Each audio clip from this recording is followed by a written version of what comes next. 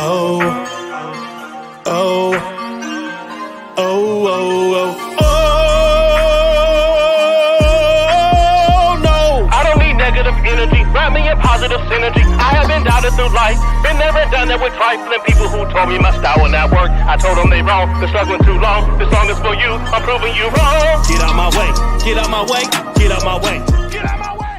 I'm a genuine person. Like if I love you, I love you. If I don't mess with you, I don't mess with you. It's as simple as that.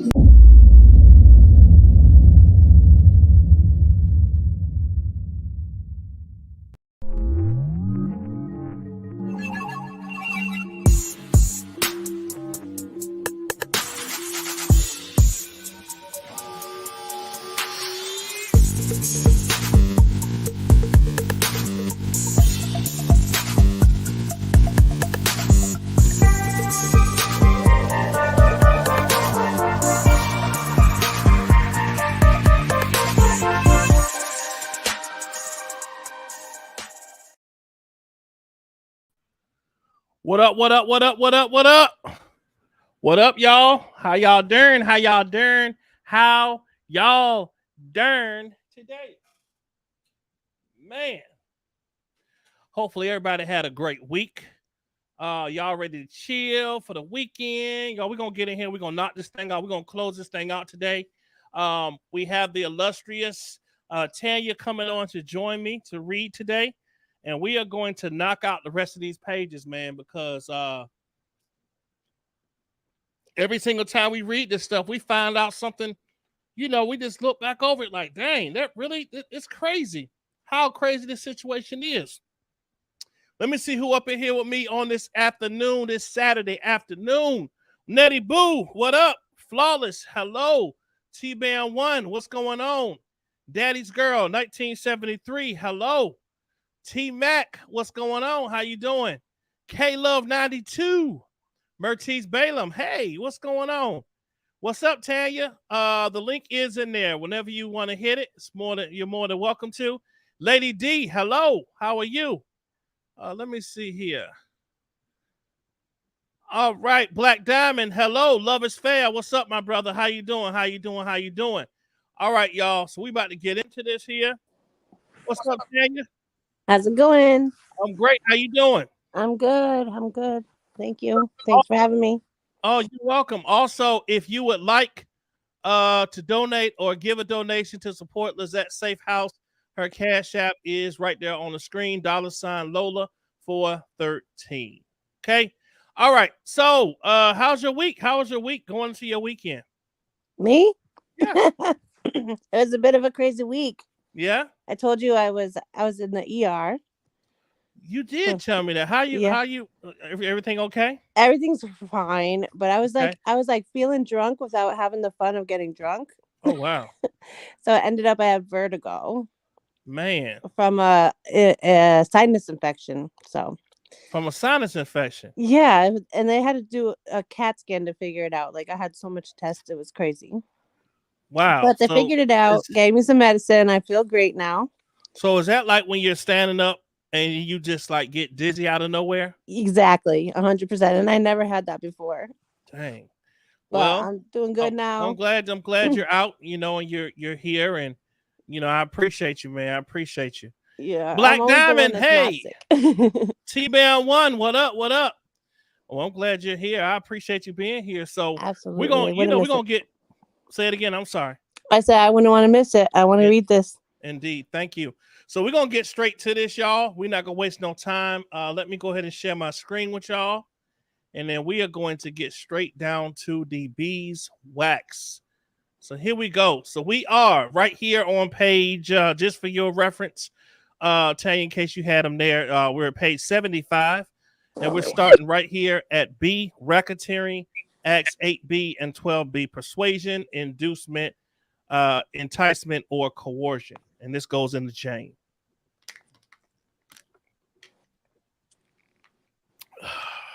Yep. Everybody said they glad you're doing better. The Unspoken Truth by the Unknown. Hello. Thank you for coming in. Everybody saying thank you. Hope you're feeling better. Glad you're feeling better. That's awesome. Thank you, everyone. Appreciate y'all. Indeed, indeed. All right, y'all. So if you want me to, I can start it off. You got it. All right. So y'all, we're gonna start right here at B. Racketeering Acts 8B and 12B, persuasion, inducement, enticement, or coercion. So this is dealing with Jane. So Kelly argues that with respect to Racketeering Act 8B, the record is devoid of evidence that Kelly persuaded, induced, enticed, or coerced Jane to travel to California in April and May of 2015, as described above. However, the trial evidence showed that following their first sexual encounter at the Dolphin Hotel in Florida, Kelly allowed Jane, an aspiring professional singer, to audition for him, and then Kelly told Jane he wanted her to travel to see him on tour, promising to teach her a few singing techniques. In subsequent phone conversations, he provided Jane with contact information for his assistant, Cheryl Mack, so that Mack could make arrangements for Jane to travel to see him in California. Jane did so, and Mack arranged for Jane to travel from Florida to Los Angeles and then other locations in California, all of which travel, flights, and hotels included, were paid for by Kelly. Now, as the Second Circuit Court has recognized, persuade, induce, entice, and coerce are words of common usage that have plain and ordinary meanings. So they cite case law here. Internal quotations marked omitted. Contrary to Kelly's suggestion, the ordinary meaning of those verbs do not include as necessarily element the overbearing or transformation of another's will. Indeed, a person may lead or move another by persuasion or influence to take an action to which she is already predisposed or neutral. Internal quotation marks and alterations omitted. A jury applying the common and plain meaning of the statutory terms to Kelly's conduct could thus readily conclude that Kelly persuaded, induced, and enticed Jane to travel to California with false promises of assisting her with her singing technique and by arranging and paying for her travel, regardless of whether she expressed or felt reluctant, indifference, or, for that matter, enthusiasm at the prospect of doing so.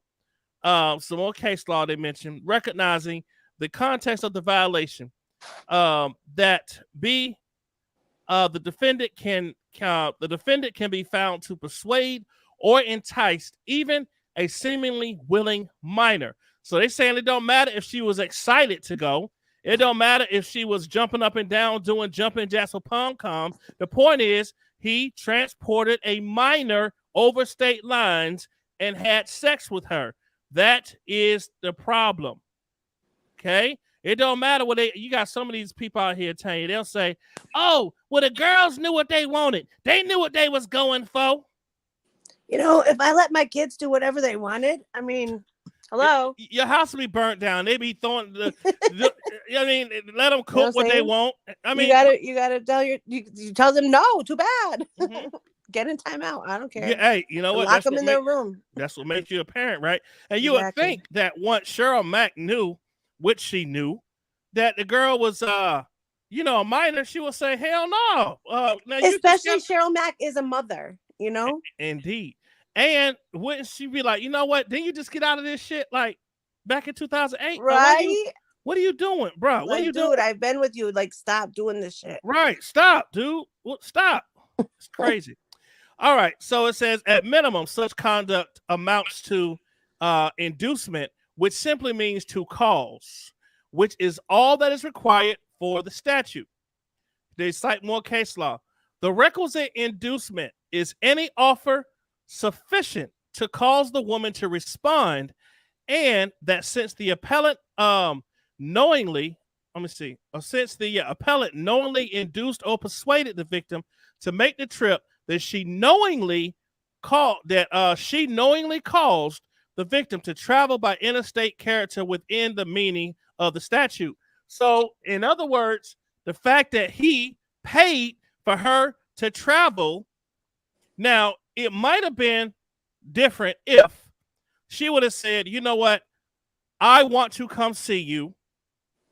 I am paying my own way to get to you. Yeah, right? like if she just showed up one day. Yeah, just popped up. That's a different story. But he still shouldn't have had sex with her. Absolutely not. But and at this time, she didn't know that he didn't know that she was 18. I mean, he didn't know she was 17. So he thinking that she's 18.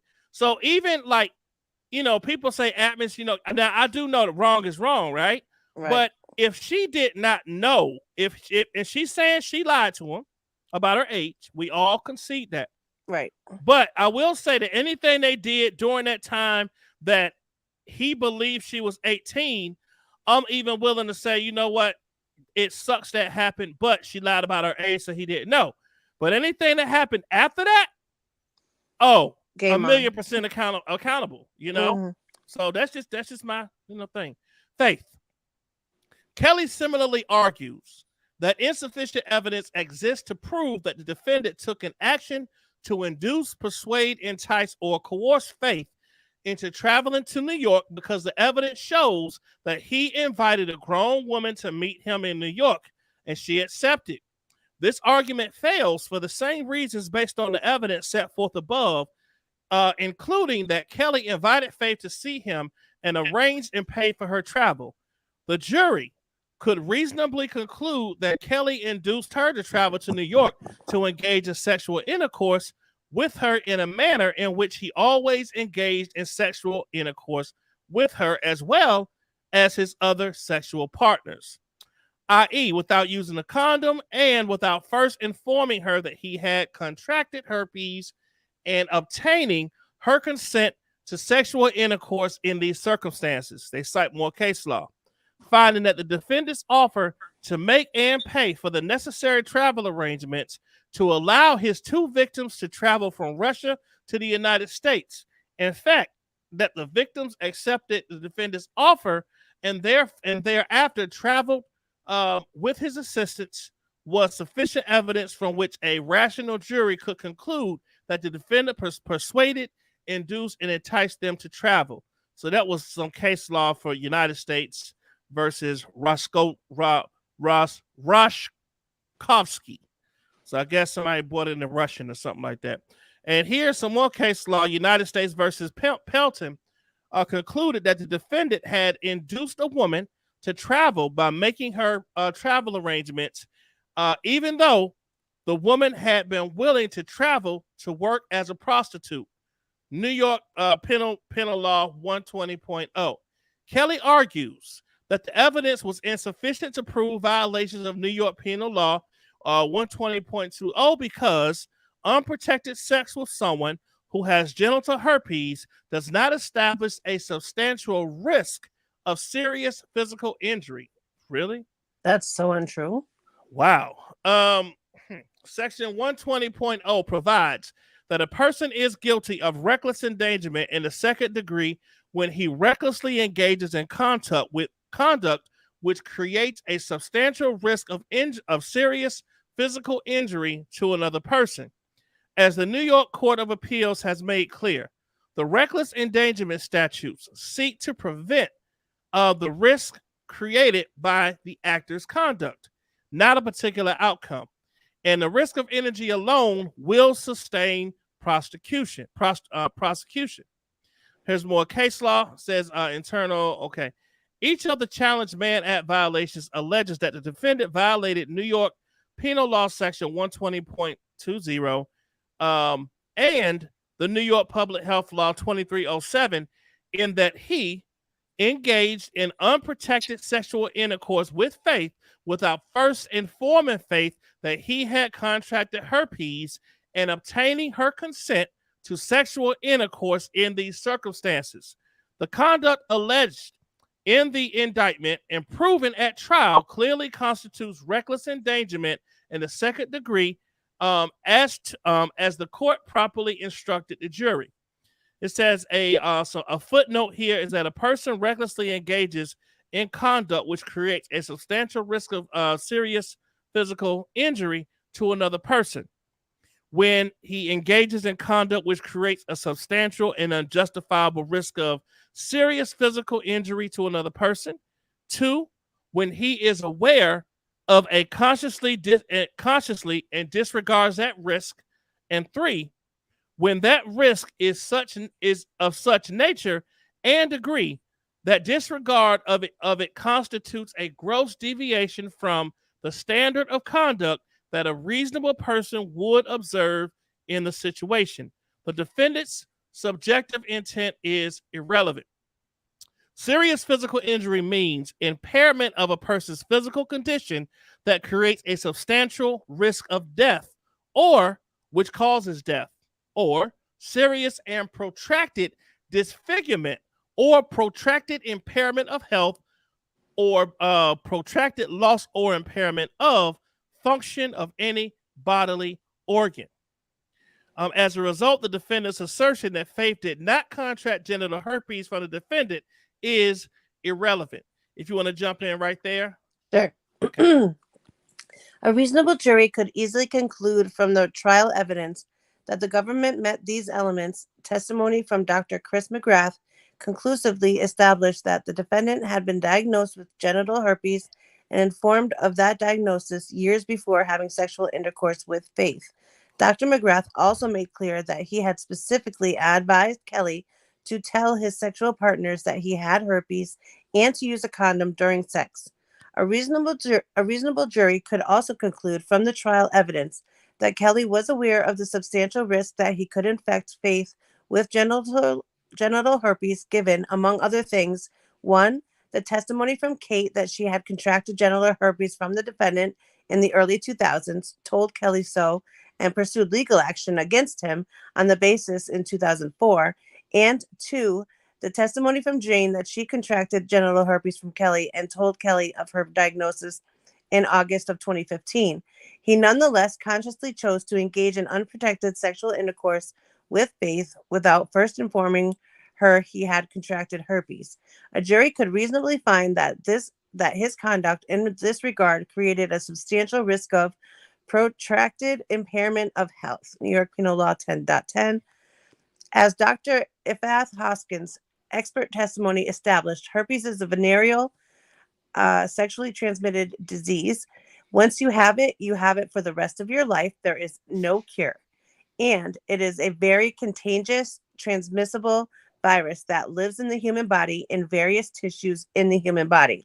Genital herpes enters the body from direct contact with the infected person's genital tract, including through sexual intercourse. Once the herpes virus enters the body, it first stays in the local area where it entered and creates a response from the body in that general area, and then ultimately, over a window of time, goes to its preferred location, which is the central nervous system. The central nervous system is the combination of the brain and then the whole rest of the nerves, which is the spinal cord and the rest of the nerves for the entire body. The initial response, known as primary outbreak for genital herpes, manifests itself through the appearance of blisters, ulcers, pustules, vesicles. These are technical terms, but they basically mean raised areas filled with fluid. If the blisters breaks open, then it's red appearing because it's a denuded or raw area with that blister. Wherever that blister appears, it has a lining, a raw area within the base of it, and then some weepiness of the fluid coming out. Primary outbreaks are particularly severe because the infected body has never seen the attack by the herpes virus. So the body is going to mount a very strong response to this attack, with various aspects of the human body getting involved and reacting to this infection. Once the herpes virus goes to the central nervous system, it stays there in a specific, unique portion of the central nervous system.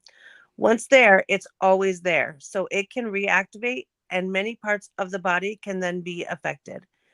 When there's reactivation, there can be a resurgence of a pattern that is similar to the initial attack or outbreak. Such reactivations are known as secondary outbreaks and can result in similar findings, such as the blisters, the vesicles, the pustules, the broken areas, the scabs, the denuded areas.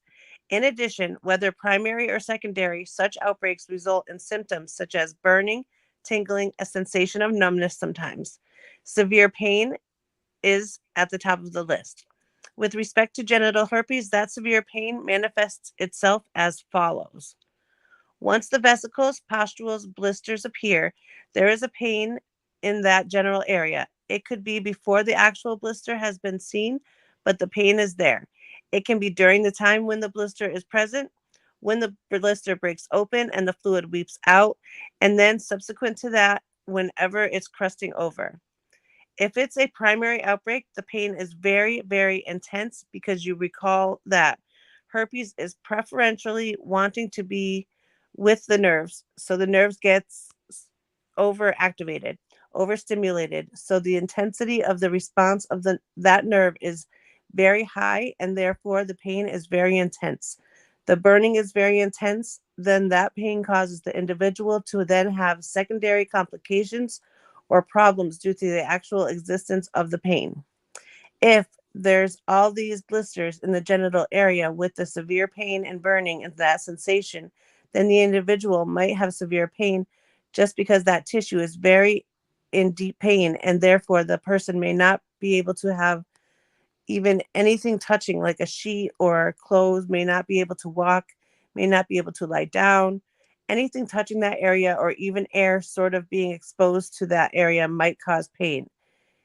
It can also be when the individual needs to urinate, for example, because the area might be extra responsive and sensitive. So there may be a stinging, burning sensation actually during the act of, urinating. Therefore, the body tends to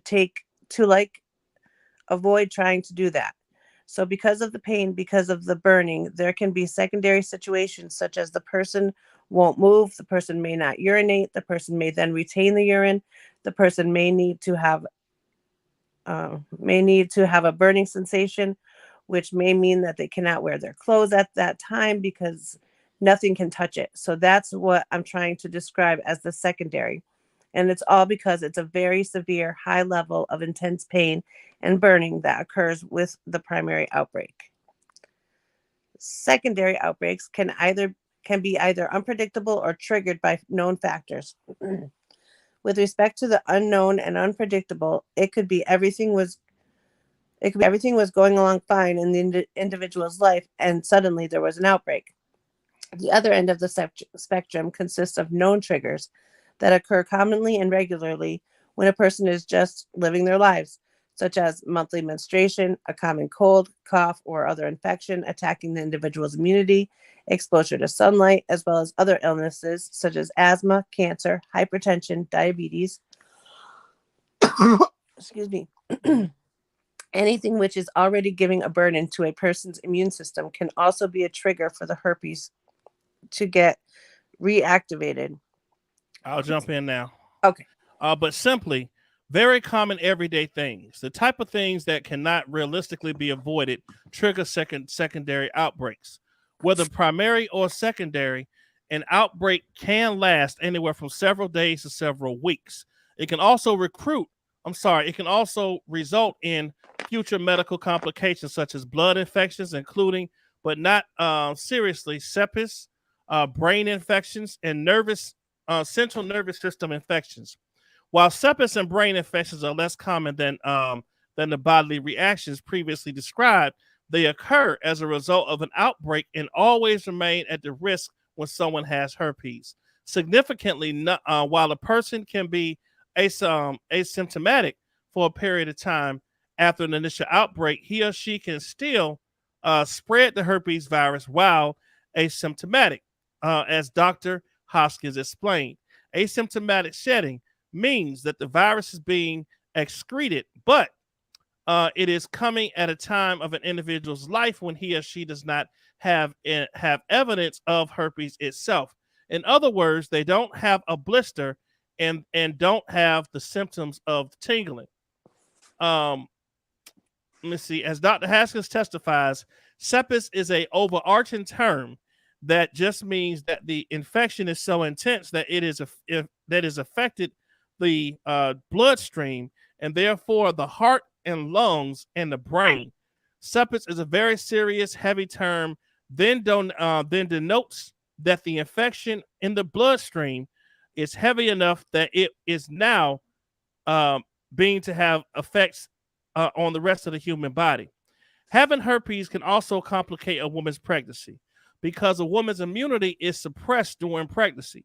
She is an increased risk for getting an infection, and degree of infection is worse with respect to the depth of illness, longer duration of illness, and more serious possibility of complications. As a result of primary herpes outbreak, will even more serious in the pregnant woman, and a secondary infection is more likely to result in an outbreak with higher degree of symptoms. If the virus gets transmitted from the mother to the fetus through the placenta, the fetus can get very sick, even inside of the uterus, because it does not have any inherent immunity. Moreover, if there is direct contact through viral shedding during the delivery of the birth canal, the new baby can get very sick, can get very sick very quickly, and have a higher likelihood that the infection would go to the brain, and the infection in the brain could cause serious long-term damage, such a encephalitis resulting. What is it? Encephalitis. Encephalitis. Thank you for that correction. Such as encephalitis resulting in a cerebral palsy-like picture. As a result, these are other risks and complications for a woman of childbearing age exposed to genital herpes. Numbness, the burning, the pain, so they might be thinking. The pain, the pain, I don't know. The burning, the pain. My herpes is at rest now. Oh, they might be thinking it's at rest now, but in reality, it has reactivated because there's no evidence that it was reactivated by the shedding is occurring in the absence of any overt evidence of reactivation. But simply, herpes is chronic. It remains. There is a possibility of shedding even in the absence of symptoms, etc. So it's always there. Nor does prophylactic use of antiviral medications like Valtrex completely negate the risk of transmission. So there we go with that again. Because someone said, oh, he was taking Valtrex, so that prevented him from spreading it. No, it don't. It does not. It does not. Okay, it says using something like Valtrex is going to try to decrease that. That's the intention of giving the Valtrex or taking the Valtrex. But there will never be a situation where there's 100% protection, knowing or not knowing that there is an actual lesion or an ulcer or an outbreak. So in general, we tell patients that you will never be 100% protected, even if you took the Valtrex all the time or whatever window of time, because there is a subset and it varies in a range of 10 to 20%. Usually there is a subset of situations and people where there will still be the possibility of you transmitting it or shedding it because the Valtrex usefulness is not anywhere close to 100%. Moreover, these percentages are based on the person who is actually following the directions of their doctor and taking the Valtrex as prescribed. When a patient does not do so, that adds to that 10 to 20% concern. In any event, a reasonable jury could conclude that Dr. McGrath's testimony and the medical and prescription records in evidence that the defendant did not take Valtrex as prescribed, given that Dr. McGrath often had to reissue prescriptions for the defendant, notwithstanding his having prescribed months worth of Valtrex to him at a time, future heightening that risk to faith in others.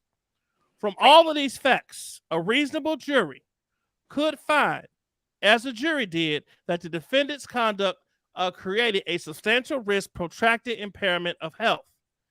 New York public law, this is D. With respect to the New York public health law, section 2307, Kelly first argues that the law is unconstitutional facially and as applied to the reasons previously identified in his motions or motion to strike allegations from count 1 to the superseding indictment and dismiss the remaining counts.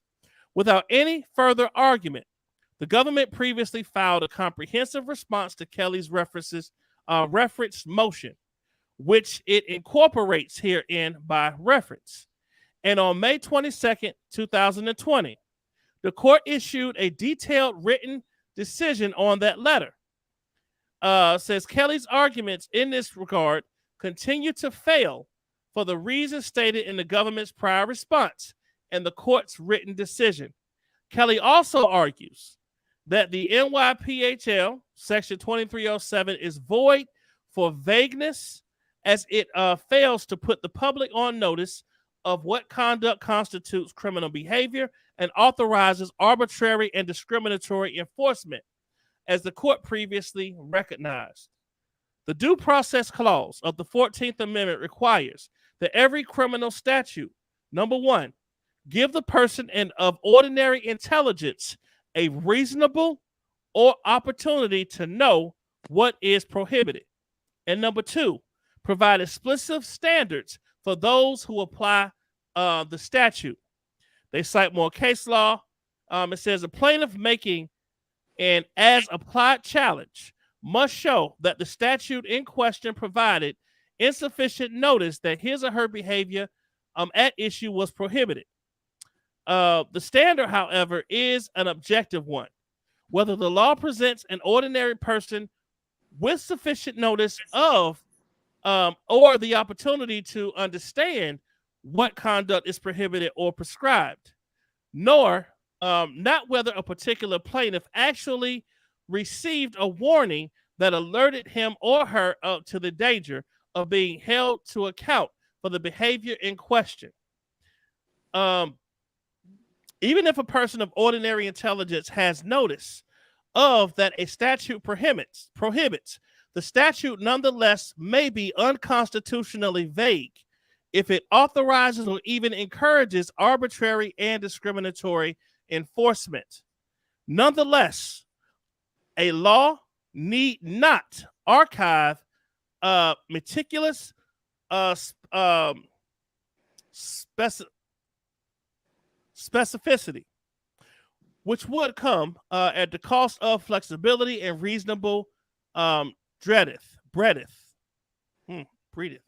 Okay. Moreover, a statute which provides what may be unconstitutionally broad discretion, if subjected to a facial challenge, may still be upheld as constitutional on an as-applied challenge if the particular enforcement at issue is consistent with the core concerns underlying the statute, such that the enforcement did not represent an abuse of the discretion according under the statute. Citation, alterations, and internal quotation marks omitted. So let's see. Section of New York public health law provides that any person who, knowing himself or herself to be infected with an infectious venereal disease, has sexual intercourse with another, shall be guilty of the misdemeanor. A person of ordinary intelligence would understand that he could be charged under Section 2307 for engaging in sexual intercourse, knowing himself to be infected with herpes. Like, there's no way that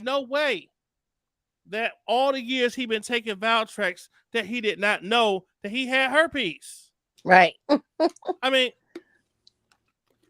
and the doctor told him, don't do it. The doctor told him, and then the doctor told the court. He said, herpes.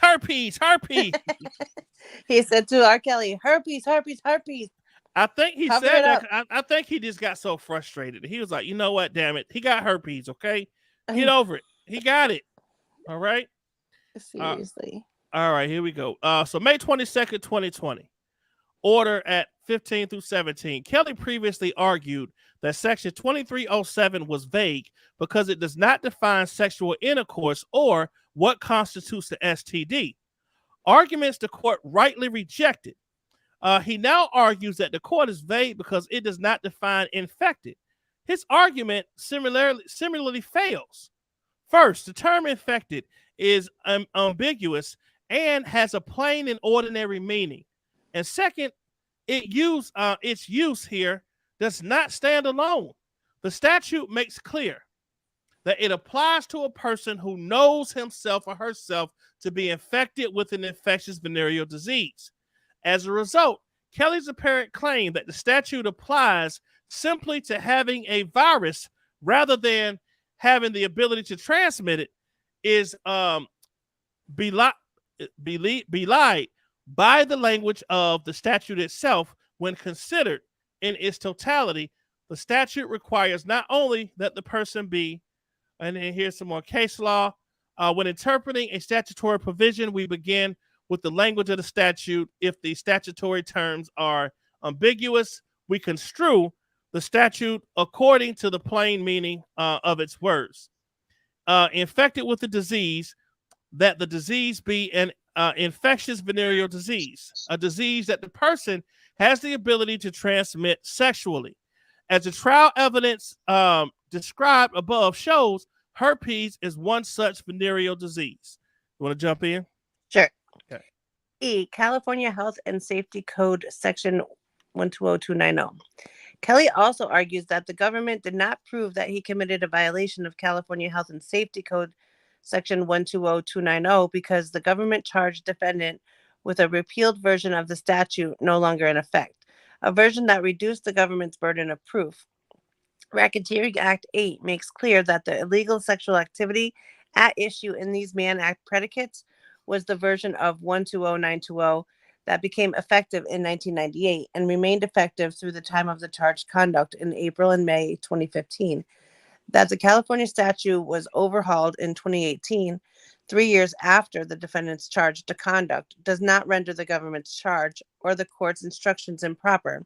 In the racketeering context, the relevant consideration is whether the predicate Racketeering Act was a violation of the relevant state or federal law at the time that the underlying conduct was committed. And then see case law. The words chargeable under state law mean chargeable under state law at the time the offense was committed. More case law. RICO predicate alleging acts indictable under 18 U.S.C. 1512 dismissed because the defendant's alleged conduct occurred before enactment of 1512. The charged conduct was indictable under the Mann Act at the time it occurred, and the Is court it indictable? Oh, indictable. You're right. You got me. You. I appreciate your help too. The charged conduct was indictable under the Mann Act at the time it occurred, and the court properly instructed the jury as to the elements of underlying state law in effect at the time.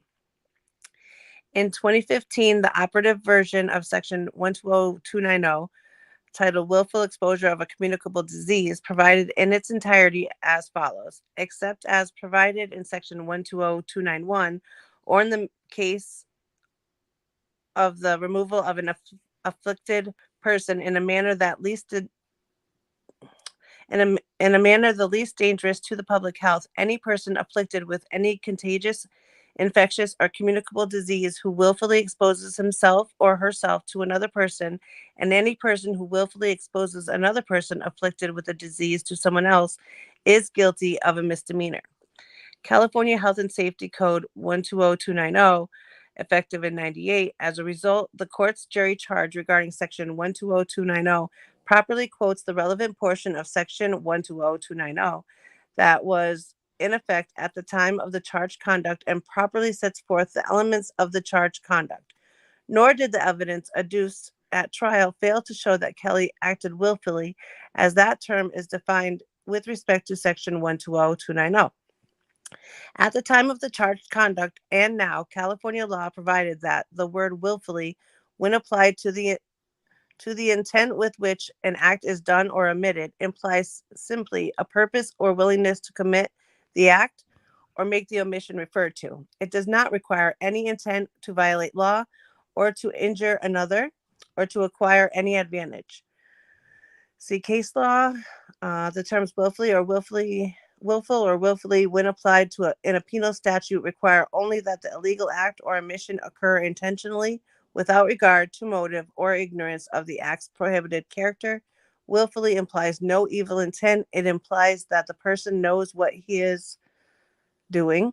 Footnote says, as set forth in further detail below, the 98 Amendment to the statute added the reference to a new separate provision in California's Health and Safety Code, namely Section 120291.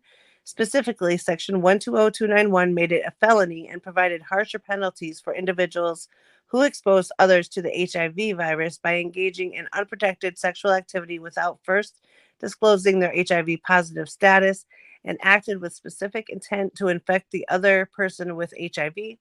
This version of 120291 was in effect at the time of the conduct charged in Racketeering Acts 8A and 8B.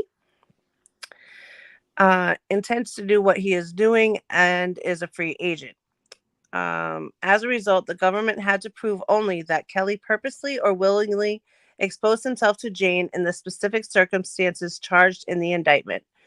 Example given, that he purposely or willingly engaged in unprotected sexual intercourse with Jane without first informing her that he had contracted herpes and obtaining her consent to sexual intercourse in these circumstances. A reasonable jury could certainly reach that conclusion based on the totality of the trial evidence as described herein. More case law. Finding plaintiff had alleged sufficient facts showing that defendant violated California Health and Safety Code 120290, where plaintiff alleged defendant knew he was infected with herpes while in a relationship with plaintiff and defendant had unprotected sexual intercourse with plaintiff. Moreover, even assuming arguendo that Kelly must have acted with knowledge of the consequences, the statute criminalizes willful exposure, not transmission, as the defendant appears to assert. As a result, it does not matter whether Kelly actually transmitted genital herpes to Jane through sexual intercourse in April or May 2015. A reasonable jury could certainly conclude he exposed her to it, particularly where, as here, Jane was diagnosed with genital herpes when she finally went to a doctor on August 14th, 2015, after suffering a painful outbreak. Finally, the defendant's challenge to Section 120290 on the vagueness grounds also fails. As the court previously recognized, the standard set forth, footnote, notably, Jane began having discomfort in her pelvis and in her lower abdomen during sexual intercourse with the defendant and told the defendant about this pain during sex prior to seeing a physician about the pain. When her symptoms did not subside and got to the point where she could not physically walk, Jane went to see the doctor, who diagnosed her with herpes, suggesting that Jane contracted herpes from the defendant in the months prior to her ultimate diagnosis in August 2015. United States v. Salerno effectively eliminates facial challenges outside of the First Amendment context that could not also be brought as an as-applied challenge, since any law that is unconstitutional in every set of circumstances is also necessarily unconstitutional when applied to any plaintiff. May 22nd, 2020, order at 11. Accordingly, Kelly cannot succeed on facial challenge to 120290 unless he can establish that there is no set of circumstances under which it would be valid.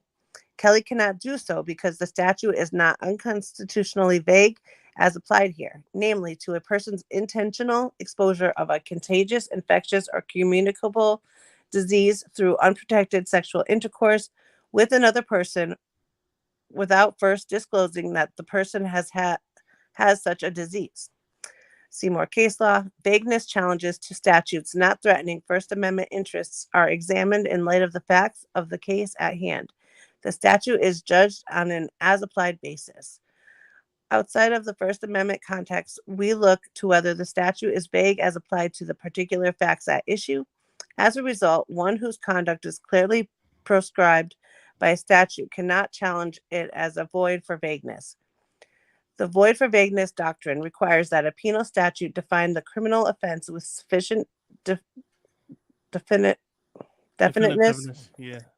that ordinary people can understand what conduct is prohibited and in a manner that does not encourage arbitrary and discriminatory enforcement. The doctrine addresses concerns about 1, fair notice, and 2, arbitrary and discriminatory prosecutions.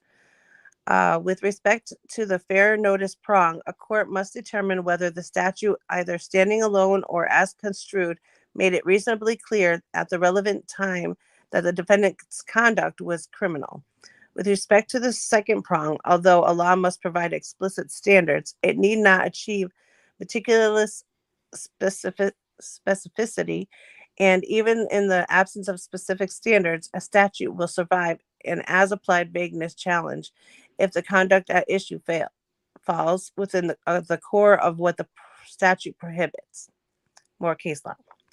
Section 120290 is not vague as applied to Kelly. Significantly, the very first sentence of the section 120290 specifically references section 120291 of the California Health and Safety Code, which subjects a subset of conduct that would otherwise be a misdemeanor under section 120290 to harsher penalties and classification as a felony.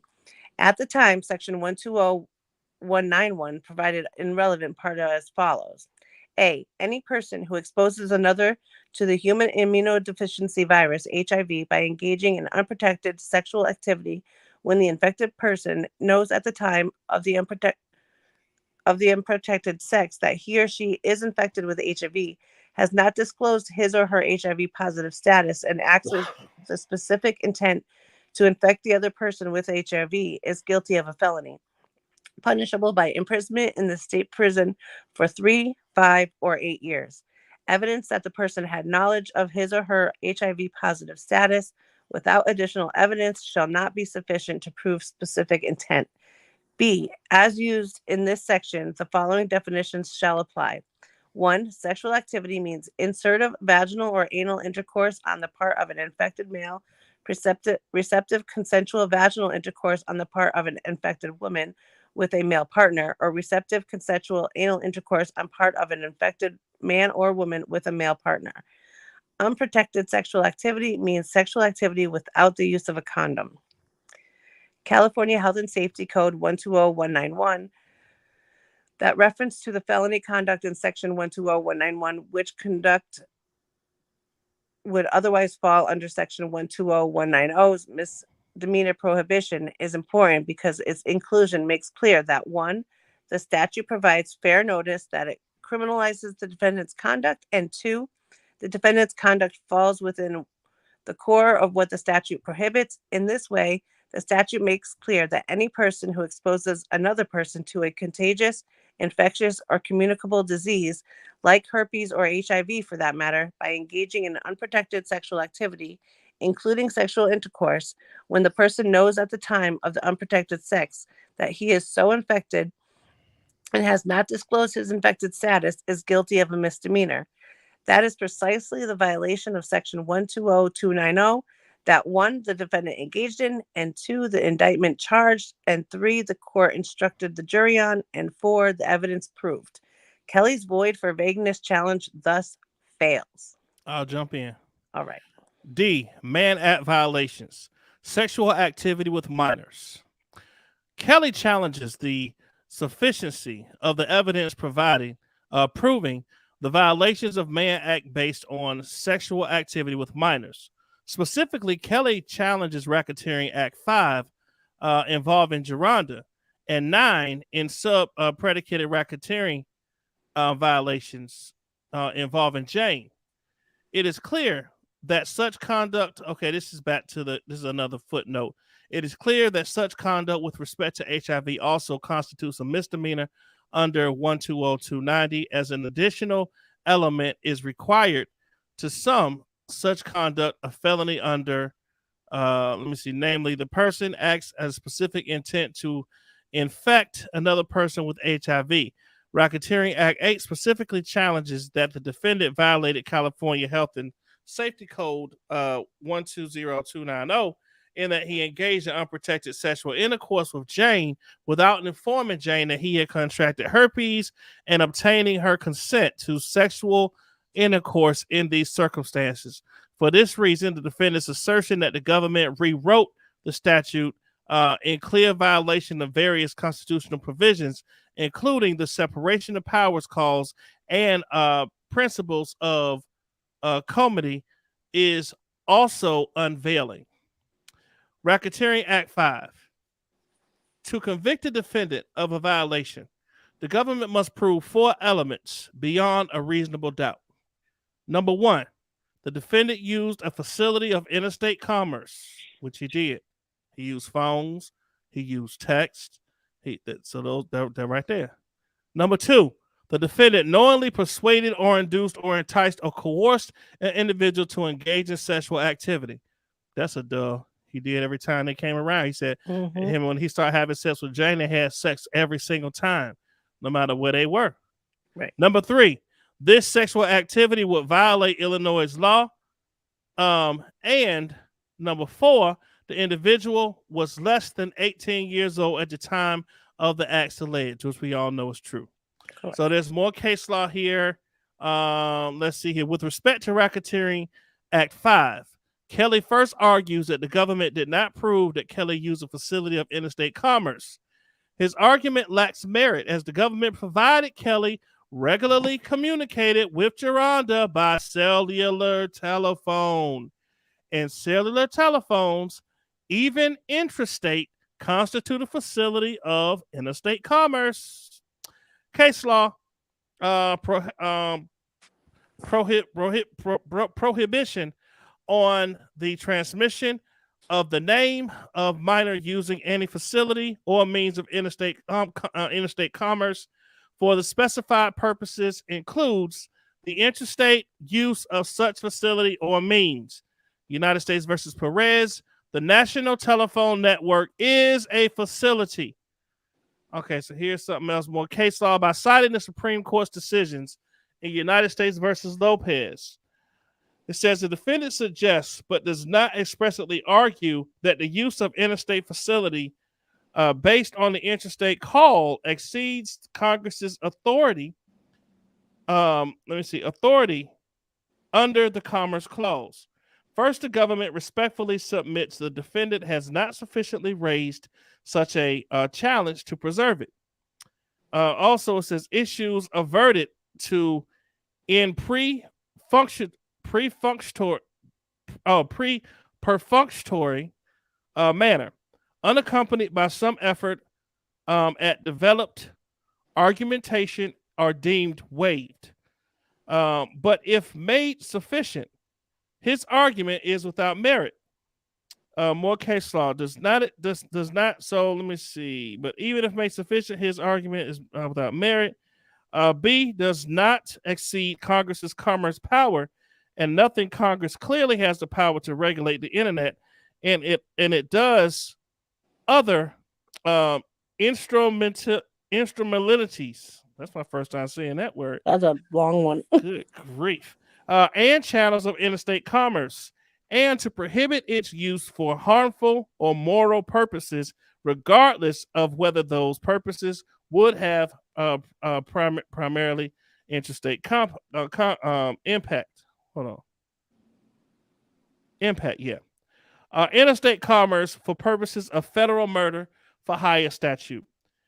Here's some more case law. Holding that the defendant's use of telephones and cell phones alone, even without evidence that the calls were routed through an interstate system, was sufficient to satisfy the jurisdictional element.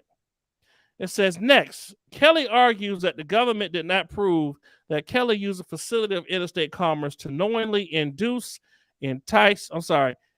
persuade, entice, or coerce Geronda, who was then 16 years old, to meet Kelly, who was then 42 years old. God, that just sounds so sick. Mm-hmm. At his residence in Olympia Fields for the purpose of illegal sexual activity.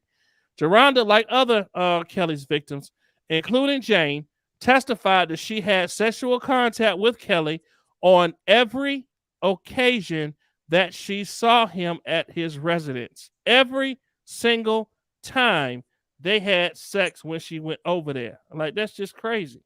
Crazy. Okay. Damn. Mm-mm. It says I'm just thinking about it. Like, this is like me at my age dating one of my teenage son's friends. It's so absolutely boggles my mind. Isn't it? And every It's time disgusting. he comes over there, y'all have sex like every single freaking time. What the hell is that? Okay. During that 6-month period that you, Geronda, spent with the defendant, how often did the defendant have sexual contact with you? A, every time I was there. Question. Her answer was every time I was there. Question. How often would you, Jane, have sexual contact with the defendant during that summer of 2015? Answer. We had sex almost every day. In these circumstances, and given Geronda's age, which is 16 years old, the age difference between Geronda and Kelly was more than 25 years. Damn. And the frequency in which they had sexual contact, the jury was free to draw the inference, as it did, that Kelly used the telephone for the purpose of inducing Geronda to engage in an illegal sexual activity. Here's some more case law. It says, holding that there was sufficient evidence for the jury to infer that the dominant purpose for the defendant's transportation of a young boy was for the purpose of sexual abuse. There, where the defendant took the boy on multiple trips and sexually abused the boy on each of those trips. That's freaking sick. Here's some more case law. There was substantial evidence, uncontradicting in fact, from which the jury reasonably and legitimately would infer that Tollefson's May 1956 trip was induced by Blumenfield and for the purposes prohibited by the statute. There's more case law. Court must view the evidence in the light most favorable to the government, drawing all inferences in the government's favor and deferring to the jury's assessments of witness credibility. Finally, Kelly argues that there was insufficient evidence that Kelly did not subjectively believe that Geronda was 17 years old when they engaged in sexual activity and that his belief was reasonable. Kelly's argument fails. Geronda testified under oath with the risk of perjury as an adult, not as a kid, as an adult, under oath with the risk of perjury, which means she could go to jail. She was not given an immunity deal. So she was pregnant. Is she really going to risk her raising her baby from prison over lying on the damn stand for R. Kelly? Right. Absolutely not. Never. Geronda testified that she told Kelly that on the first occasion where she had sexual contact with Kelly, she told him her true age of 16 years old. Yes, she lied at first, but then when she saw things was about to go to another level, she said, I'm really 16. Notwithstanding Kelly's conclusory assertion to the contrary, the jury was thus free to credit Geronda's testimony as it did that she told Kelly her true age, and therefore that Kelly could have responsibly believed Geronda was older than 16 years old. Now, here's my question for all of y'all people out there that keep talking about, oh, well, she lied about her age, or she lied about her. Here's my question, and this is specifically for Geronda. When he told her right then and there, I'm 16. Why didn't it click inside of his brain? If he was being responsible, if he was being accountable, why didn't he get on the damn phone with his security and say, get y'all ass back here right now? It is an emergency. Are y'all niggas trying to set me up or what? Who the hell let this little 16-year-old girl in this damn house? Exactly. At least it would have shown some effort on his part to right the wrong that was happening. But in all these instances, he just keeps on doing it. Man. Which shows he is to blame. Racketeering Act 9. Next, Kelly argues that there was insufficient evidence that Kelly did not subjectively believe that Jane was 18 years old when she had sexual contact with him in California. Again, the jury was free to credit Jane's testimony. As Kelly points out, let me see, the government introduced evidence recovered from Kelly's storage facility, which included, now here's the thing, y'all. Let me tell y'all something, okay? Let me tell y'all something. I want y'all to listen real close. This for all the slow people in the back, all the way in the back. This for y'all. Listen very closely, okay?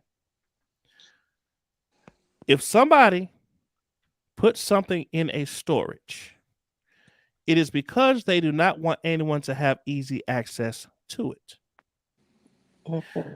Okay. Not only is it a storage that he wanted to keep things hidden, but there was also a safe inside the storage that was storing letters and fake birth certificates and all kind of stuff. Okay. So my question to y'all is, why are you so appalled? Why don't you believe that the information that was found in a storage that was not supposed to be known about until Azriel told about it? Why wouldn't y'all believe that that stuff was valid? It makes no sense to me. Exactly. Why do they find that he's so what has he ever done to show that he's such a reputable person that they believe everything that comes out of his mouth? You want to know something that kind of, it kind of made me feel some type of way about him, despite all this other crap, right? Is when there was a video that showed his brothers going to their mom's gravesite. And the fact that she didn't even have a freaking headstone. That's unbelievable. Are you serious? You would think that a celebrity's mom, this man has made millions of dollars. He's probably gave more money away to these women to buy gifts and bags and coats and shit. He couldn't take $5,000 and say, go put a headstone on my mama's grave. Seriously. The woman that he says is his whole world he wanted to marry. The woman that he used to put his, and this one I thought he was real damn it weird when he said he would put his lips on the same side as the lipstick ring around her McDonald's coffee cup. Yes. Who in the hell in their right mind does that right there? If anything, you're going to be looking at, oh, mama, why you put your lipstick on the doggone cup? Matter of fact, give me a new damn cup. Let me get another cup, please. Let me pour some in my cup, mama. I ain't about to put my mouth on that thing. Okay? That is just gross. Right? Okay. Let me continue. You're so right. April Showers is in the building. Tears is in the building. All right, let's go. So, as Kelly points out, the government introduced evidence recovered from Kelly's storage facility, which included copies of a state ID with Geronda's photograph and her birth certificate, each of which had been obviously altered to reflect that she was 19 years old. Kelly argues that the obvious conclusion was that Geronda provided a false ID to Kelly's security team. Not so. Given that even Kelly was not in the business of collecting birth certificates, the fact that the state ID was altered in multiple places, even places that would would not obviously be needed to alter Kelly's strong preference for having sexual contact with underage females and Kelly's preference for maintaining collateral. The far more likely conclusion is that Kelly obtained those copies during settlement negotiations and at some juncture had the copies altered in an attempt to use them in his defense one day. Geronda testified that in connection with a potential civil lawsuit against Kelly, she gave her civil lawyer copies of her state ID and her birth certificate. Interesting. So we're going back into this here. It says, again, the jury was free to credit Jane's testimony that she told Kelly her true age of 17 years old when the summer of 2015 ended and she needed to return to Florida for her senior year of school, and that this occurred before she returned home to Florida and before she returned to Chicago and then New York and California. While Jane's testimony on that matter is alone sufficient to justify the jury's verdict in that regard, there was additional evidence that supported Jane's testimony. In evidence was a letter dated September 19th, 2015. And if her birthday is on December 31st or December 29th, which I think was the 29th of 2015, then I believe September comes before December. Pretty sure in that poem that I learned as a kid, it does. I would hope that people would be able to figure out that, January, February, March, April, May, June, July, August, September, October, November, December. You mean to tell me this dude couldn't wait 3 damn months? Right. I don't get it. And prepared by Jane's parents, authorizing Juice's mother to be Jane's guardian until she turned 18. Suzette Mayweather testified that she met Jane in New York in connection with Kelly's concert at the Barclays Center on September 25th, 2015, and which is before December 2015. It sure is. Okay. And that Kelly then traveled to Washington, D.C. and returned to New York City on September 28th of 2015. The following day, on September 29th, Kelly, Jane, and members of her inner circle traveled from New York to California. That is across state lines, and she's a minor. Based on text messages, she wrote, while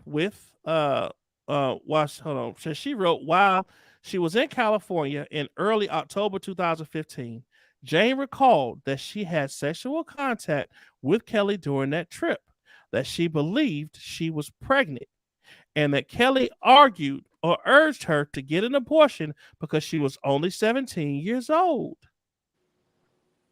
So Kelly urged her to get an abortion because she was only 17 years old. Okay. Another underage pregnancy. Right. Now, based on that evidence, the jury was free to conclude, as it did, that Kelly knew Jane's true age at the time of October 2015 trip to California, and that he did not reasonably believe that she was 18 years of age. Like he did as to Racketeering Act 8, Kelly also argues that the record is devoid of evidence showing that Kelly induced, persuaded, enticed, or coerced Jane to travel to California. But as a Racketeering Act 8, the jury is free to infer, as it did, that Kelly, who was 30 years Jane's junior. God, dog. Will y'all please just take a minute to look at this right quick. I just want to do this right quick. Okay. I just want y'all to just look at this real quick. 30 years older than this little girl. 30. That is sickening. That is sick. I mean, that's right. Like I said, like I had a baby then, like baby age. 30 years. My kid was a baby. Like it was a baby. Right? So it says here, Junior induced, persuaded, enticed, and coerced Jane to travel with him from New York to California and beyond.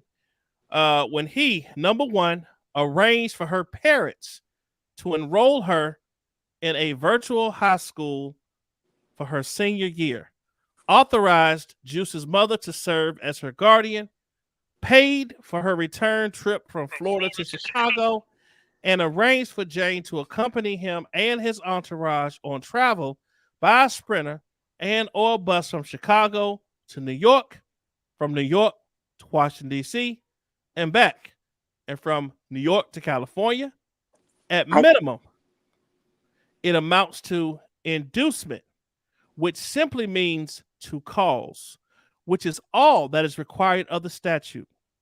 They cite more case law. The requisite inducement is any offer sufficient to cause the woman to respond, and that since the appellate knowingly induced and persuaded the victim to make the trip, then she knowingly caused the victim to travel by interstate carrier within the meaning of the statute.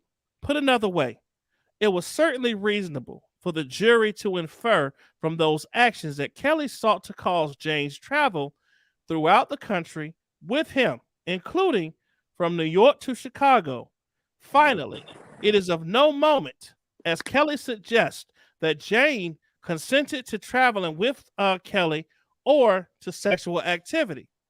As the Eighth Circuit wrote, the gravamen of the offense prescribed is knowingly persuading, inducing, enticing, or coercing any woman to go from one place to another in interstate commerce for the purpose of illegal sexual activity, whether with or without the consent of the woman.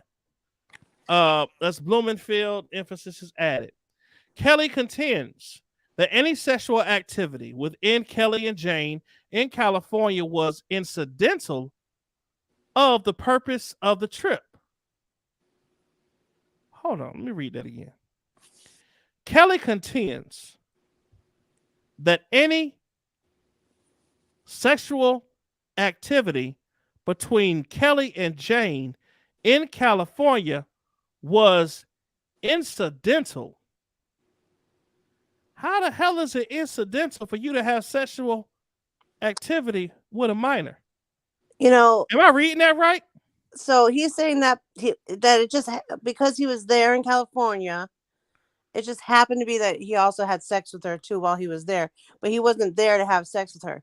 Well, regardless, you brought her there just to have sex with her because that's all she did while you were there. Regardless, right? You went to your show. She sat in a hotel room for days, and when you felt like putting something in a hole, you went and saw her. Now, here's the thing. Let's play devil's advocate really, really quick. Yeah. Okay. Let's say that he had finally, after what he went through before, he finally educated himself to where he said, you know what? In this state, we can have sex, but in this state, we can't. Right? Actually, no. You got to be within 5 years of the age. This nigga 30 years older than her. So no matter what state he was in, he was still. That's right. That's statutory rape. Right. No matter where he went. No matter where. He's still guilty. So I can't even say that.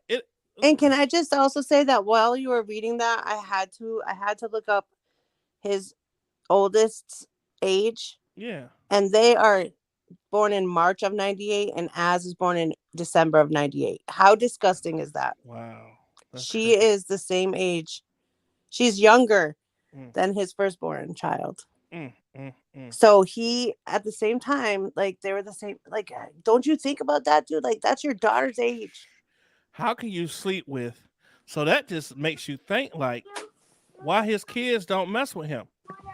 What did Hold he on do? one second. I'm so sorry. What? Go ahead. I don't think so. It makes me wonder if he Close the did door. anything to his own daughter. Sorry, I don't know.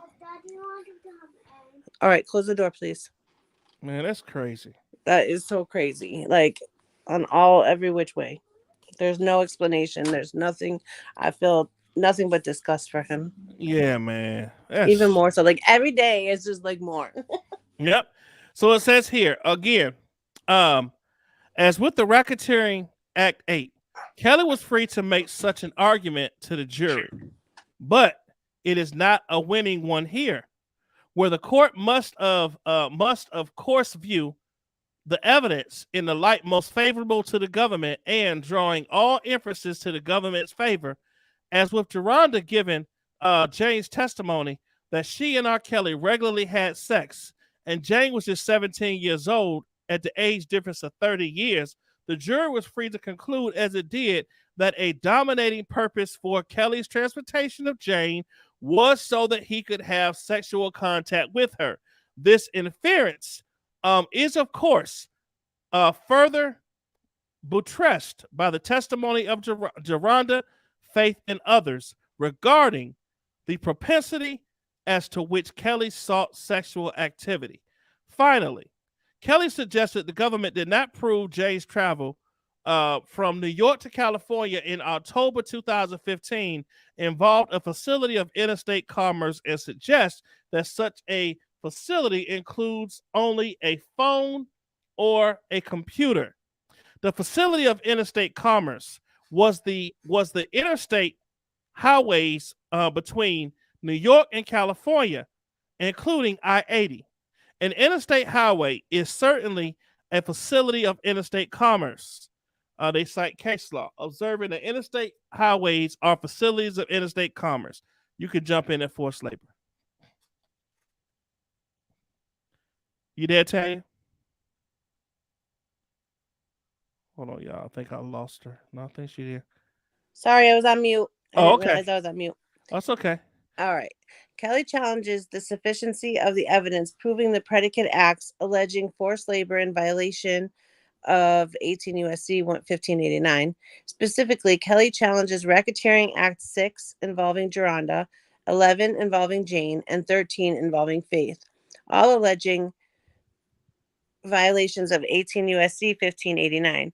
To convict a defendant of a violation of 18 U.S.C. 1589, the government must prove 4 elements beyond a reasonable doubt. 1, the defendant obtained the labor or services of an individual. 2, the defendant did so through one of the following prohibited means: A, through threats of serious harm, 2, or physical restraint against said individual or any other person, or B, through a scheme, plan, or pattern intended to cause said individual to believe that non-performance would result in serious harm to or physical restraint against said individual or any other person, and 3, the defendant acted knowingly. Racketeering Act 6. Kelly argues that the government did not adduce sufficient evidence to establish the second element, a causal link between the oral sex by Geronda and any threats of physical violence. Not true. Geronda testified that over a 6-month period, Kelly promulgated a number of rules that she was required to follow, and that he punished her when she did not comply with his rules and demands. For example, when Geronda ran through Kelly's gate, Kelly later told her that she would be on punishment. On other occasions, when Geronda broke a rule by not agreeing with Kelly, which Kelly viewed as disrespectful, Kelly slapped her. In January 2010, on the final occasion that Geronda saw Kelly at his residence at Olympia Fields, Kelly reacted with anger when Geronda did not stand up and greet him when he entered the room where she was. In response, Kelly slapped her, choked her until she passed out, and spit on her. He then instructed her to give him oral sex, an instruction with which she complied. In light of the totality of Geronda's testimony, with the backdrop of the prior physical violence by Kelly, and in combination with the testimony from many other victim witnesses showing a pattern of Kelly's modus operandi, the jury was free to conclude, as it did, that she gave him oral sex to avoid further physical violence by Kelly. Choices between competing inferences lie solely within the province of the jury. Next, Kelly argues that Congress did not intend Section 1589 to apply to the instance of forced labor as alleged by Dronda. He is wrong. As described above, the conduct falls within the plain language of the statute. After grooming Dronda over a period of approximately 6 months and punishing Dronda when she violated any of Kelly's rules, the defendant obtained labor, i.e. oral and vaginal sex from Dronda by implicitly threatening additional physical harm if she did not comply. Kelly's citation to United States v. Tovive, a case by which this court is not even bound, does not compel a different conclusion. As Kelly notes in Tovive, the Sixth Circuit wrote, part of a fair reading of statutory text is recognizing that Congress legislates against the backdrop of certain unexpressed presumptions. There, the Sixth Circuit recognized a parent's longstanding right to parent their children without interference from government and declined to uphold a forced labor conviction of a guardian who obtained labor from children under his care. According to the circuit, it interfered with widely accepted parental rights and ran afoul of the Supreme Court's longstanding recognition. You can bring it up. Sorry, go ahead. That's okay. That the 13th Amendment was not intended to apply to exceptional cases well established in the common law at the time of the 13th Amendment, such as the right of parents and guardians to the custody of their minor children or wards. Additionally, unlike the cases cited in Tovive, application of the forced labor statute does not require a reading of the statute that criminalizes traditionally local criminal conduct. Unlike a forcible rape, a crime which has long been reserved for the states to prosecute, Kelly used a variety of tactics over the course of time designed to cause his victims to serve him. That conduct falls squarely into the conduct prescribed by 18 U.S.C. 1589 and does not interfere with the enforcement of criminal activity traditionally reserved for the states. There are also no unexpressed presumptions that caution against application of the forced labor statute here. Indeed, it would be perverse to argue adult harbors a right over their intimate partner similar to a parent's rights over one's child, even if, as with Rhonda, the partner is underage. Number 2, Racketeering Act 11.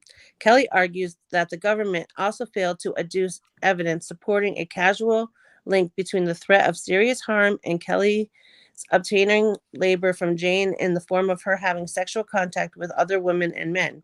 Kelly's argument is not at all persuasive. At trial, the government introduced ample evidence showing that Kelly used a combination of threats to force, threats of physical restraint, and a scheme, plan, and pattern intended to cause Jane that if she did not perform such labor, she would suffer physical harm and physical restraint.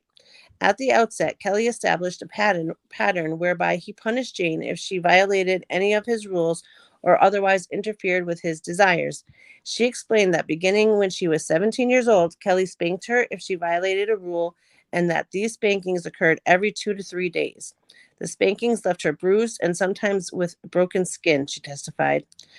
I remember him saying that he has protocols and rules that need to be followed, and that a chastising, a spanking, was only to help me be better and remember the small things, just in case I was not remembering the things to do.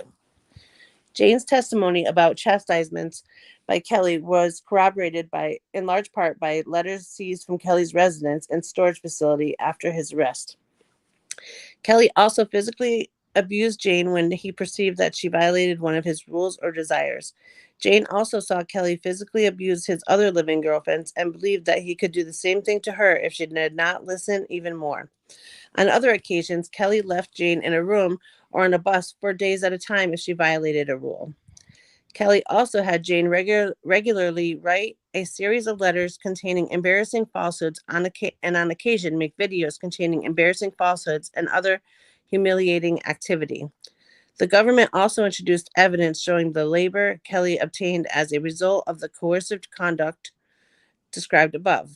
First, Jane testified that as a punishment, Kelly directed Jane to have sexual contact with Alex, also known as nephew.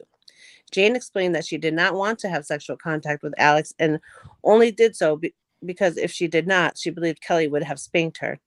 She further explained she did not want to have sex with any of these women and only completed with Kelly's directions because he forced her to do so, including as punishment, and that when she did not comply, he usually chastised her.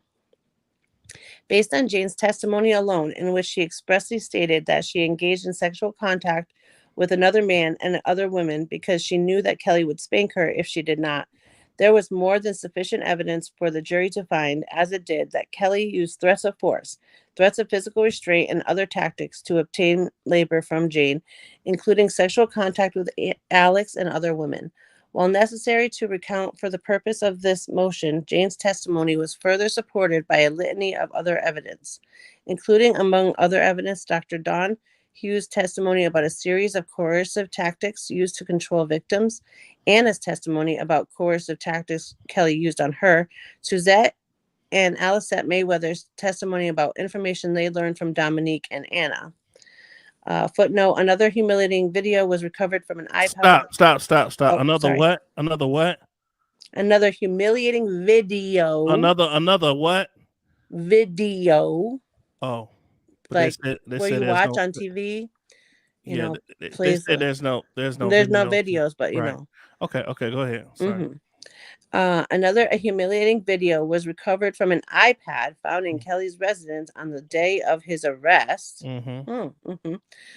Still image showing one of Kelly's female guests rubbing feces all over her naked body. And that wasn't even in the storage. That was in his apartment. In his apartment. Which means he didn't have a chance to get rid of it. Correct. Yeah. And it wasn't even in the backpack because they still haven't found that backpack, have they? I think they got I think they had something that was in his place that had stuff in it. So I think there was a black backpack. Right, that he was holding and then somebody else was holding and they can't find it. They can't find it, right. That backpack is burned up somewhere. Letters written by Jane, Dominique, and other women that were found in Kelly's residence and or storage facility, and the video recordings, that's plural, video recordings introduced by the government. 3. Racketeering Act 13. Kelly argues that the government also adduced insufficient evidence to show that Kelly obtained forced labor from Faith. Faith testified that in December 2017, Faith saw Kelly in Dallas, where Kelly told Faith that he needed her to sign certain papers for his protection. Kelly had Faith send him a text message falsely claiming to want to be with Kelly and the girls.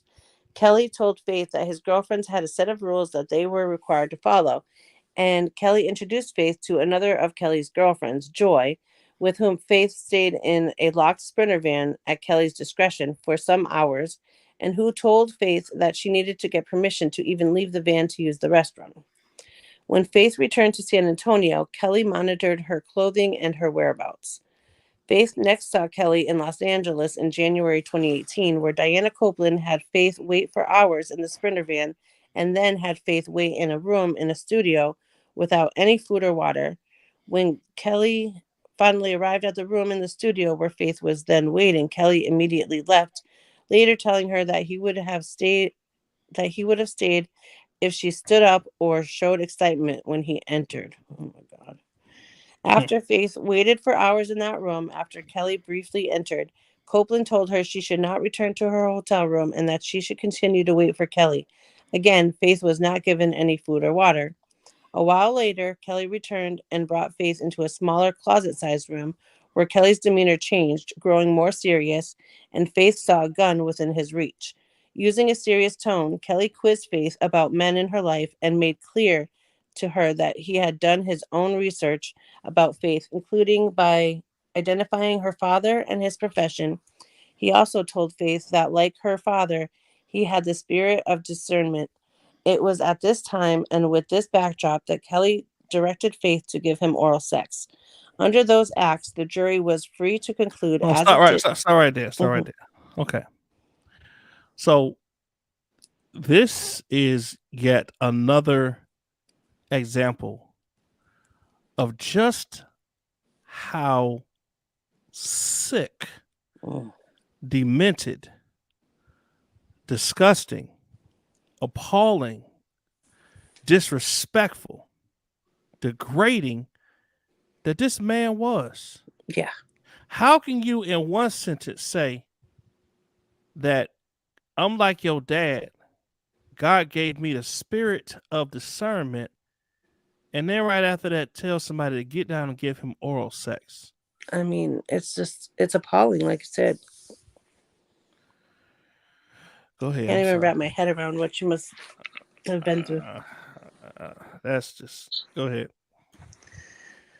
It was at that time, and under those facts, the jury was free to conclude, as it did, that he obtained oral sex from Faith as a result of a scheme, plan, or pattern intended to cause the person to believe that, if that person did not perform such labor or services, that person or another person would suffer serious harm or physical restraint. Choices between competing inferences lie solely within the province of the jury. Number 3, there was sufficient evidence establishing counts 2 through 9. Kelly also challenges the sufficiency of the evidence as to counts 2 through 9 because each of the counts 2 through 9 was a predicate racketeering act challenged by Kelly, and there was sufficient evidence establishing each of those predicate racketeering acts. There was also sufficient evidence of counts 2 through 9.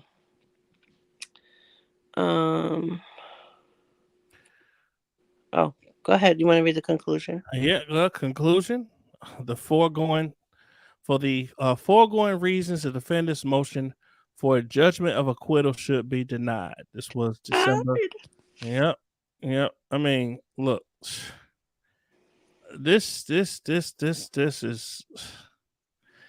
It's like every time we read or we revisit this stuff, it brings your emotions and it brings it into reality where it seems like it's a very, very crazy, demented, sick, off-brand movie. Yeah. That's like a underground movie that never ever made it to the big screen, that is just for a bunch of sick ass perverts. Mm-hmm. Yeah, because it's like, who could actually live this actual life? Like, in reality, it's just.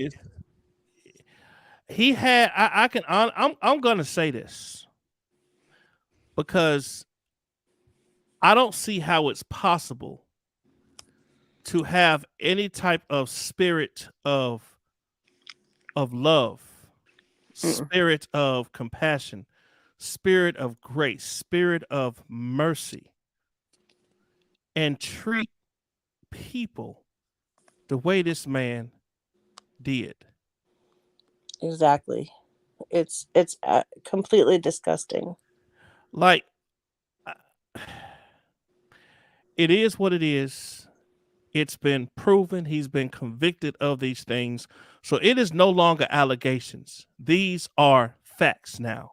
Okay. Correct. He will have his sentencing. I think it's in August is when he'll be sentenced. No, he's going to be sentenced in May. Is it May? I think it's May 4th or May 5th. And I think May 4th is when. Hold on, May. Yeah, August 1st is Chicago trial. Hold on. What's April 1st? That's when the response is due, I think. Okay, April 1st is when the response is due. May 4th is when he'll be sentenced, and then in August is when he starts the Chicago trial. Right. Oh, he got a crazy couple of months coming up. It's gonna fly. It's gonna be crazy. Well, y'all, Tanya, listen, you are amazing. I appreciate you coming on here and helping me read. I appreciate you bringing this to all of us. Man, it's really eye-opening and. If this don't do nothing else for people, if I have people out there that are listening to this here and they're saying, what is the purpose of this? The purpose of this here is to let y'all know that there are R. Kellys that live in your neighborhood.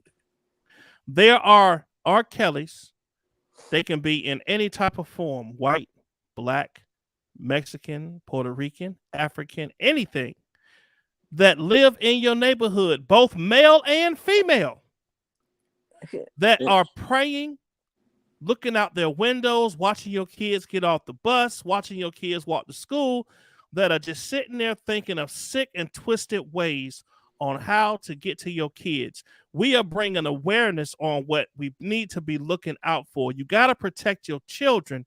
You got to protect your children. You got to protect your children, because there are many R. Kellys out here that have never been caught, and some never will. That's the bottom line. Well said. You said it. That's the conclusion. Well, Ms. Tanya, I want to thank you. I want you to enjoy them babies. Thank you. Enjoy them babies. I can't believe they gave me this much quiet time.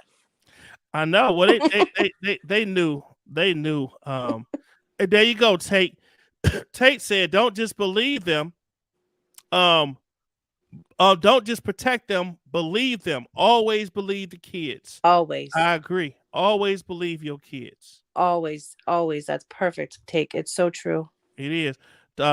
Rockin said he has never felt loved, and it shows how he forces everyone to treat him like a god. However, my God showed him different. Mm-hmm.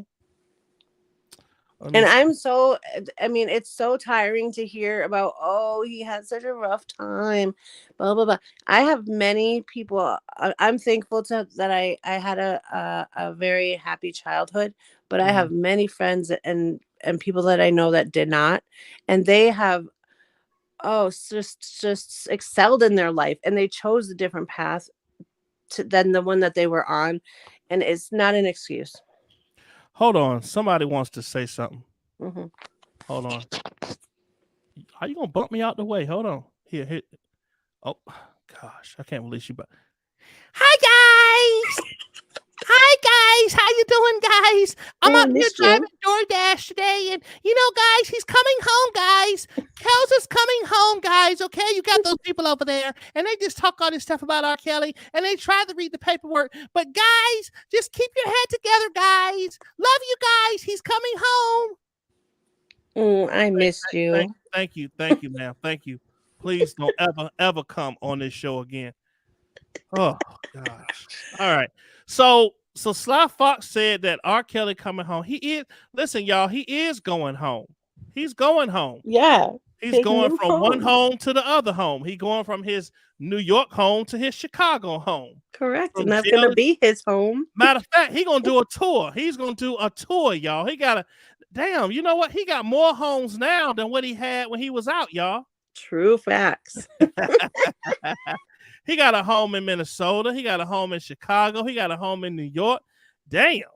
And who knows? He might have more homes. We don't know. Who knows what tour dates he's going to add to his list. I know. He got a whole damn tour going on. He's going to have a whole prison tour. But y'all, listen, man. Y'all have a blessed day.